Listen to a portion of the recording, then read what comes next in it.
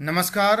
असित की इतवारी में आपका स्वागत है। जैसा कि मैंने वादा किया था कि भाई इतवार है और 12 बजे दोपहर 12 बजे मैं आप लोगों से मुखातिब होऊंगा कश्मीर के मुद्दे पर। कश्मीर का मुद्दा क्या है कि भाई पाकिस्तान अधिकृत जो कश्मीर है, उस कश्मीर को लेकर हमारे आपके बीच जो जानकारी है वो किस हद तक सही जानकारी है। हमें बस ये जानना है कि कश्मीर, पाक अधिकृत कश्मीर को लेकर हम और आप कितना जानते हैं, और जो जानते हैं वो सच है या नहीं। तो अगर आप इस मसले में अमृतसर की संधि के बारे में जानते हैं, आपको पता है कि अमृतसर की संधि क्या है, आपको पता है कि मेजर विलियम ब्राउन का रोल क्या था इस मामले में, या घनसार सिंह को अगर आप जानते हैं, इन तीनों को अगर आप जानते हैं, एक बार फिर कह दूं, अमृतसर की संधि, मेजर विलियम ब्राउन और घनसार सिंह, इन तीनों को अगर आप जानते हैं, तब इस मामले में कुछ नया मैं आपको बताऊंगा ऐसा नहीं है। तब मैं आपको कोई नई बात नहीं बताने जा रहा हूं। लेकिन कश्मीर विवाद में अगर अमृतसर की संधि, मेजर विलियम ब्राउन और घनसार सिंह के बारे में आप नहीं जानते हैं, तब बहुत कुछ है नया बताने के लिए। क्योंकि आम तौर पर जब हम समाज में होते हैं और एक दूसरे से बातचीत कर रहे होते हैं, तो मैंने ये महसूस किया है कि ज़्यादातर लोग कश्मीर विवाद को नेहरू और सरदार पटेल से जोड़ते हैं। कुछ का मानना है कि नेहरू की नीतियों की वजह से आधा कश्मीर पाकिस्तान के कब्जे में चला गया। कुछ लोगों का मानना है कि सरदार पटेल की उग्र हिंदूवादी छवि की वजह से आधा कश्मीर पाकिस्तान में चला गया। लेकिन क्या ये सच है? क्या हमने कभी कोई इस पर रिसर्च किया है, जानकारी जुटाने की कोशिश की है? तो कुछ जानकारी के साथ अब मैं आपके पास तथ्यों के साथ मैं बात करूंगा। अगर आप कश्मीर गए होंगे और जाइएगा उधर, तो आप देखिएगा बारामूला है या अनंतनाग के इलाके में आपको काफ़ी बौद्ध स्तूप मिलेंगे, उस वक्त के काफ़ी शिलालेख भी मिलेंगे। तो थोड़ा रिसर्च कीजिए, थोड़ा शोध कीजिए इस पर, और आप पाइएगा कि 14वीं शताब्दी के अंत तक कश्मीर पर बौद्ध और हिंदू शासकों का कब्जा था, उनका शासन था। लेकिन 14वीं शताब्दी के ख़त्म होने, 15वीं शताब्दी के शुरू होने तक बौद्ध जो शासक थे या जो हिंदू शासक थे, जनता का उनसे मोह भंग हो गया। ये जो राजा थे ये भी बहुत ज़्यादा खुद के सुख सुविधाओं में लिप्त हो गए और राज्य की जनता पर बहुत ज़्यादा ध्यान नहीं दिया। तो धीरे धीरे आप कह सकते हैं कि कश्मीर में बौद्ध शासकों का और हिंदू शासकों का पतन हुआ 14वीं शताब्दी के आखिर और 15वीं शताब्दी की शुरुआत में। हिंदू और बौद्ध शासकों का वहाँ पतन हो गया, और इसी दौरान जब जनता पर उनकी पकड़ ढीली पड़ी और इनका शासन कमज़ोर हुआ, तब वहाँ मीर शाह ने कब्जा जमा लिया। मीर शाह का कब्जा हो गया वहाँ।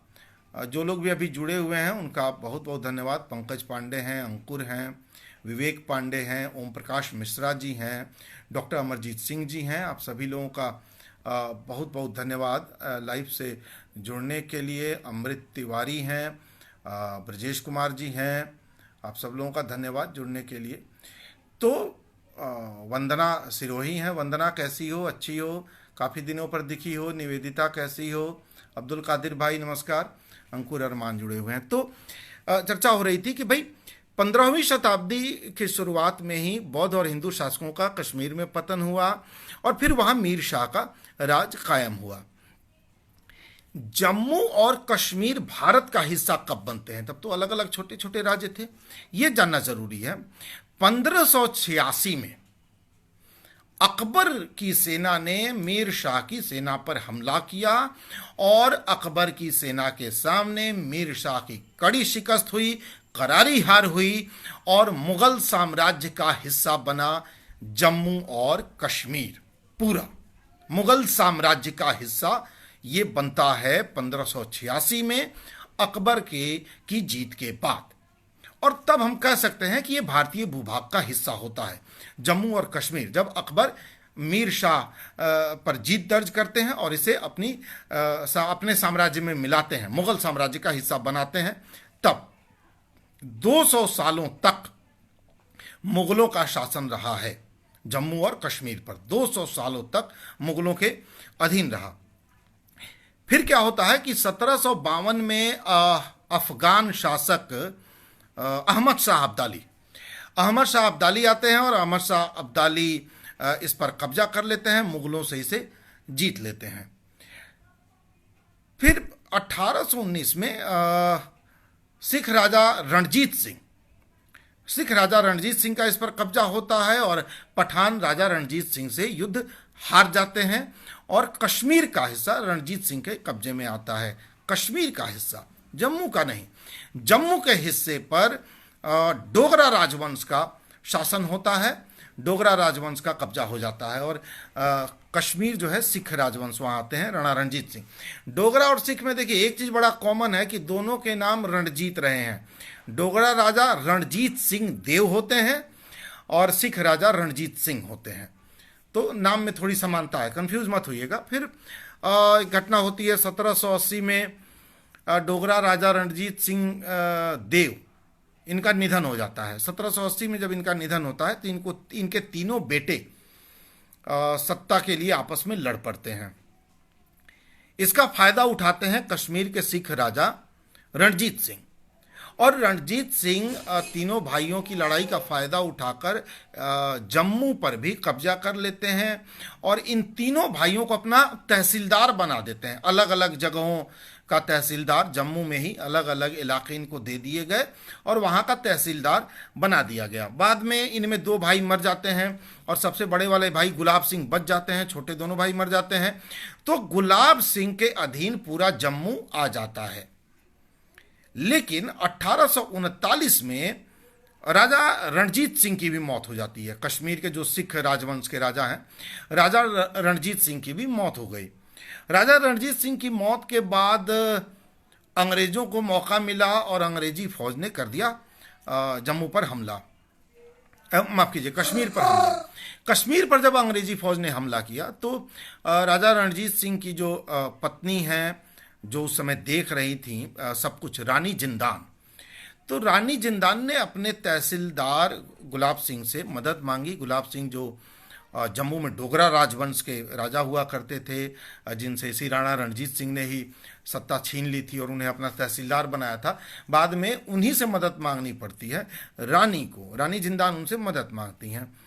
गुलाब सिंह के पास भी इतनी कोई बड़ी सेना नहीं जो कंपनी से मुकाबला कर सके, कंपनी की सेना से मुकाबला कर सके।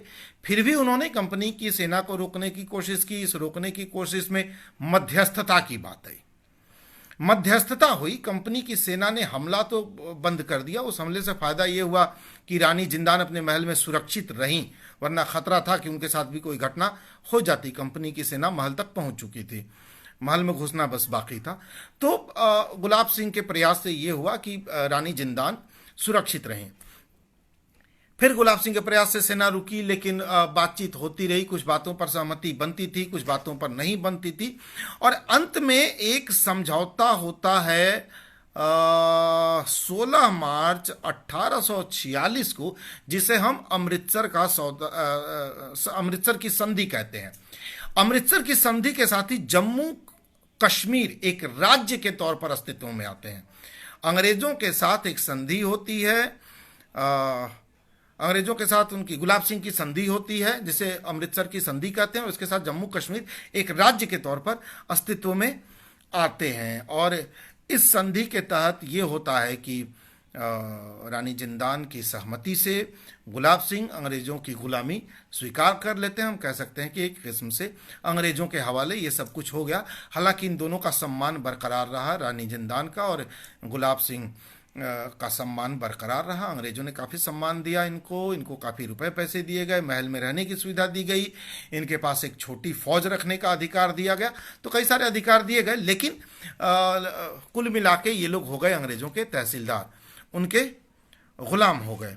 तो इस तरह से एक राज्य जम्मू कश्मीर अस्तित्व में आया। आपको यहाँ ये भी जान लेना चाहिए कि जम्मू कश्मीर के जो आखिरी राजा हरि सिंह थे, वो इसी डोगरा राजवंश, इसी गुलाब सिंह राजवंश की पीढ़ी थे, हरि सिंह। अब बात करें हम कश्मीर विवाद के उस हिस्से की जिसे छुपाया जाता है, और उस भूभाग की जिस पर पाकिस्तान का अवैध कब्जा है।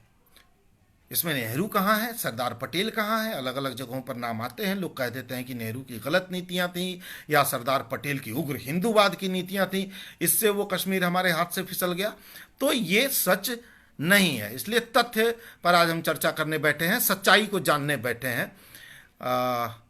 यहाँ सिर्फ तथ्यों की ही बात होगी, ये जान लीजिए।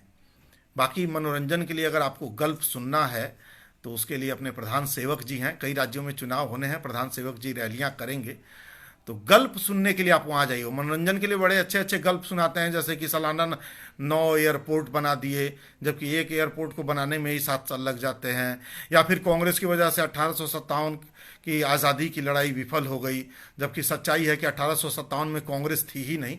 तो इस तरह का गल्प सुनना हो तो उसके लिए अपने प्रधान सेवक जी हैं, यूट्यूब पर उनके पुराने भाषण वाषण खोज के आप लोग सुन लीजिएगा, मज़ेदार गल्प हैं सारे। लेकिन मैं फैक्ट आपको बता रहा हूं कि भाई क्या हुआ, कश्मीर का वो हिस्सा पाकिस्तान के अधीन कैसे चला गया, उसके कब्जे में कैसे चला गया। उसे छीन कर किसी ने मिलाया पाकिस्तान में, क्या ये बात आप जानते हैं? उसे भारत से छीन कर किसी ने, या हरि सिंह से छीन कर, वो भारत का हिस्सा तब नहीं था, जम्मू और कश्मीर एक अलग देश ही था, भारत पाकिस्तान के बंटवारे के पहले और बाद में भी। उसने विलय को स्वीकार नहीं किया था, हरि सिंह ने विलय को स्वीकार नहीं किया था, तो भारत में विलय नहीं हो पाया था जम्मू कश्मीर का। तो क्या हुआ, और इसीलिए मैंने कहा शुरू में ही आपको कहा कि अगर आप मेजर विलियम ब्राउन और धनसार सिंह को जानते हैं तब आप सब जानते हैं, और अगर इन दोनों को नहीं जानते तो सुनिए मुझे कि क्या है सच्चाई, क्या है मैं आपको बता रहा हूं। कौन था जिसने इस हिस्से को छीनकर पाकिस्तान को दे दिया? तो ये जानना जरूरी है, क्योंकि इस सवाल पर अब तक काली चादर डाली रखी भारत की राजनीति ने, क्योंकि अगर ये चादर हट जाएगी तो फिर आरोप प्रत्यारोप के मौके खत्म हो जाएंगे। भारत की राजनीति की एक बड़ी अच्छी कला है कि किसी भी झूठ को स्थापित कर दो और उसके बाद उसी झूठ पर आरोप प्रत्यारोप करते रहो, राजनीति चलती रहती है, और सच्चाई को काली चादर से ढक दो। 1943 एक महत्वपूर्ण साल है, याद रखिएगा। गिलगित एजेंसी, अंग्रेज़ों की सेना की एजेंसी थी वो, और गिलगित एजेंसी में अंग्रेज़ी सेना के मेजर विलियम ब्राउन की नियुक्ति होती है। गिलगित एजेंसी को हेड करने वो पहुंचते हैं अंग्रेज सेना के मेजर विलियम ब्राउन। और उन्होंने क्या किया कि बड़ी ही चालाकी से पहले हरि सिंह से, राजा हरि सिंह से अपनी दोस्ती की। बहुत गहरी दोस्ती 3-4 महीनों में राजा हरि सिंह से उन्होंने कर ली, और गहरी दोस्ती के बाद बेहद चालाकी से अपने विश्वस्त लोगों को राजा हरि सिंह की सेना में बहाल करवा दिया। बड़े पैमाने पर राजा हरि सिंह की सेना में अपने भरोसेमंद लोगों की भर्तियां करवा दी, ये कह के कि हमने बड़ी अच्छी ट्रेनिंग दी है, ईस्ट इंडिया कंपनी और ब्रिटिश कंपनी, ब्रिटिश सेना ने इन लोगों को ट्रेंड किया है, ये आपके बहुत काम के होंगे वगैरह वगैरह कह के, और दोस्ती का हवाला देकर बड़े पैमाने पर राजा हरि सिंह की सेना में उस अंग्रेज ब्राउन, विलियम ब्राउन बड़े पैमाने पर अपने लोगों की, माफ कीजिएगा कुछ तकनीकी दिक्कत आ गई थी, तो बड़े पैमाने पर विलियम ब्राउन ने राजा हरि सिंह की सेना में अपने लोगों की भर्तियां करवाई। देखिए कितनी चालाकी से अंग्रेजों ने काम किया। हम आपस में लड़ते जा रहे हैं, अपने पुरखों पर आरोप प्रत्यारोप लगाते जा रहे हैं, लेकिन काम अंग्रेजों ने किया और उसने भर्ती करवा दी। विश्वस्त लोग भर्ती हो गए उसके यहाँ, उसकी पूरी चाल रही होगी। इसके बदले में अंग्रेजों ने राजा हरि सिंह को गिलगित वाला हिस्सा दे दिया। गिलगित बाल्टिस्तान जो हम कहते हैं ना, उस समय गिलगित कश्मीर का हिस्सा नहीं था, तो गिलगित वाला हिस्सा अंग्रेजों ने राजा हरि सिंह को इसीलिए दिया क्योंकि राजा हरि सिंह ने उनके विलियम ब्राउन के कहने पर अपनी सेना में बड़े पैमाने पर ब्राउन के लोगों की भर्ती की थी, तो गिलगित का हिस्सा उन्हें मिला। अब विवाद कहां होता है, देखिए कहां चाल चली गई, कहां निशाना साधा गया। घनसार सिंह एक हुआ करते थे। घनसार सिंह को हरि सिंह ने गिलगित का प्रधानमंत्री नियुक्त कर दिया। घनसार सिंह की नियुक्ति के बाद यह होता है जून 1947 में, अगस्त में आजादी की घोषणा होती है और यह जून 1947 में होता है। घनसार सिंह को राजा हरि सिंह ने प्रधानमंत्री नियुक्त किया गिलगित का। और विलियम ब्राउन ने क्या किया कि घनसार सिंह की नियुक्ति को हिंदू मुस्लिम एंगल दिया। उसने ये प्रचारित करवाया कि घनसार सिंह कट्टर हिंदूवादी है और गिलगित में मुसलमानों की आबादी ज़्यादा है। हरि सिंह चूंकि खुद एक हिंदू हैं, इसलिए मुसलमानों की बड़ी आबादी पर शासन करने के लिए एक हिंदू को प्रधानमंत्री बनाया है। इसके बाद की घटना ये होती है कि एक रात विलियम ब्राउन डिनर पर उन लोगों को बुलाता है जो उसके बेहद भरोसेमंद लोग हैं और हरि सिंह की सेना में महत्वपूर्ण पद पर थे। उन्हें विलियम ब्राउन ने अपने यहां डिनर पे बुलाया। डिनर की अगली सुबह क्या होता है कि अचानक हरि सिंह की सेना में बगावत हो जाती है, बड़ी बगावत होती है। और बड़ी बगावत के बाद राजा घनसार सिंह को गिलगित के उनके महल में ही उनकी ही फौज कैद कर लेती है। पहले तो नज़रबंद किया जाता है, नज़रबंदी के बाद उन्हें कहा जाता है कि भाई गिलगित को पाकिस्तान में मिलाइए। जब इसके लिए घनसार सिंह तैयार नहीं होते हैं तो यही विलियम ब्राउन, जिसने हरि सिंह से दोस्ती की थी और अपने लोग उनकी सेना में घुसाए थे, इस विलियम ब्राउन के कहने पर उन्हें अरेस्ट कर लिया जाता है, उन्हें गिरफ्तार कर लिया जाता है। और उसके बाद 31 अगस्त 1947 को, घनसार सिंह की गिरफ्तारी के बाद 31 अगस्त 1947 को गिलगित में पाकिस्तान का झंडा फहरा दिया जाता है। कोई विलय की घोषणा नहीं होती पाकिस्तान में, पाकिस्तान सरकार का कोई प्रतिनिधि नहीं होता वहां, लेकिन ये विलियम ब्राउन और इसके लोग वहां पाकिस्तान का झंडा फहरा देते हैं। ये देखिए, खेल देखिए कितना बड़ा हुआ। फिर क्या होता है, 31 अगस्त 1947 को यह घटना होती है। तब तक जम्मू कश्मीर का विलय राजा हरि सिंह ने भारत में नहीं किया था, तब तक भी नहीं किया था, उनको कर देना चाहिए था, नहीं किया। उसके बाद क्या होता है कि 31 अगस्त 1947 को जब गिलगित में पाकिस्तान का झंडा फहरा दिया जाता है, तब पाकिस्तान की तरफ से कश्मीर की तरफ कबायली बढ़ते हैं। कबायली और विलियम ब्राउन के वो सरपरस्त जो हरि सिंह की सेना में आए थे और बाद में बगावत की थी, वो कश्मीर की तरफ बढ़ते हैं, कश्मीर हड़पने के लिए। राजा हरि सिंह भारत से मदद मांगते हैं। मदद की जाए नहीं की जाए, इसमें सोचने में थोड़ा वक्त लगा, चूंकि वो एक अलग देश था, भारत का उनसे कोई लेना देना नहीं था। वो विलय को तैयार नहीं थे। नेहरू और सरदार पटेल ने काफ़ी कोशिशें की थी कि भारत में वो विलय कर लें, लेकिन वो विलय को तैयार नहीं थे, इसलिए काफ़ी मतलब भी नहीं रखा जा रहा था। लेकिन जब देखा गया कि नहीं, काफ़ी सीमा के करीब वो लोग पहुंच गए हैं और हरि सिंह बहुत अनुरोध जब करने लगे कि भाई हमारा राज बचा लीजिए, नहीं तो मुश्किल हो जाएगी, तब भी भारत ने अपनी सेना नहीं भेजी। तब कोशिश ये हुई कि मध्यस्थता की जाए, बातचीत की जाए उधर और इधर के लोगों से, और कोई रास्ता निकाला जाए, युद्ध नहीं किया जाए। इसलिए हमें उस समय के ब्रिगेडियर राजेंद्र सिंह को याद करना चाहिए। ब्रिगेडियर राजेंद्र सिंह को 150 सैनिकों के साथ उरी में भेजा गया कि आप जाइए और देखिए भाई क्या सिचुएशन है, बातचीत से कोई रास्ता निकल जाए तो अच्छी बात। पाकिस्तान की सेना इन्वॉल्व नहीं थी कहीं भी, कबायली थे और वो बागी सैनिक थे जो कभी राजा हरि सिंह के जवान हुआ करते थे। वो उस अंग्रेज के साथ, विलियम ब्राउन के साथ वो खड़े थे और वो आगे बढ़ रहे थे। लेकिन जब ब्रिगेडियर राजेंद्र सिंह वहां पहुंच गए, तब पीछे से पाकिस्तान की सेना ने अटैक कर दिया। ये मतलब युद्ध नियमों के बिल्कुल खिलाफ था कि मुआयना करने गए सेना की टुकड़ी पर हमला किया गया। ये नहीं हुआ था इससे पहले, लेकिन पाकिस्तान ने युद्ध नियमों को हमेशा तोड़ा ही है, तब भी तोड़ा और उधर से हमला कर दिया। मात्र 150 जवान के साथ ये थे। जब पाकिस्तानी सेना आगे बढ़ी तो राजेंद्र सिंह, ब्रिगेडियर राजेंद्र सिंह ने उरी के एक पुल को इसलिए तोड़वाया कि उनकी सेना अंदर ना आ सके। फिर भी वो बड़ी तादाद में थे। 2 दिनों तक राजेंद्र सिंह और इनके 150 सिपाहियों ने उनको रोके रखा, वहाँ बुरी तरह से रोके रखा। लेकिन चूंकि इनकी संख्या कम थी और ये युद्ध की तैयारी में गए भी नहीं थे, तो इनको अंत में शहादत देनी पड़ी। और दूसरे दिन राजेंद्र सिंह भी शहीद हो गए और 2 दिनों की इस कड़ी लड़ाई में 150 जो उनके साथ जवान थे सबने शहादत दी। लेकिन तब तक भारत को समय मिल गया और इस 2 दिनों के बीच में भारतीय फौज भी वहां पहुंच गई और पाकिस्तान की सेना को भारतीय सेना ने वहीं रोक दिया। इसके बाद राजा हरि सिंह ने भारत में अपने राज्य जम्मू और कश्मीर के विलय का प्रस्ताव रखा और कुछ शर्तों के साथ विलय पत्र पर हस्ताक्षर किया। तब तक ये सारा खेल बिगड़ चुका था।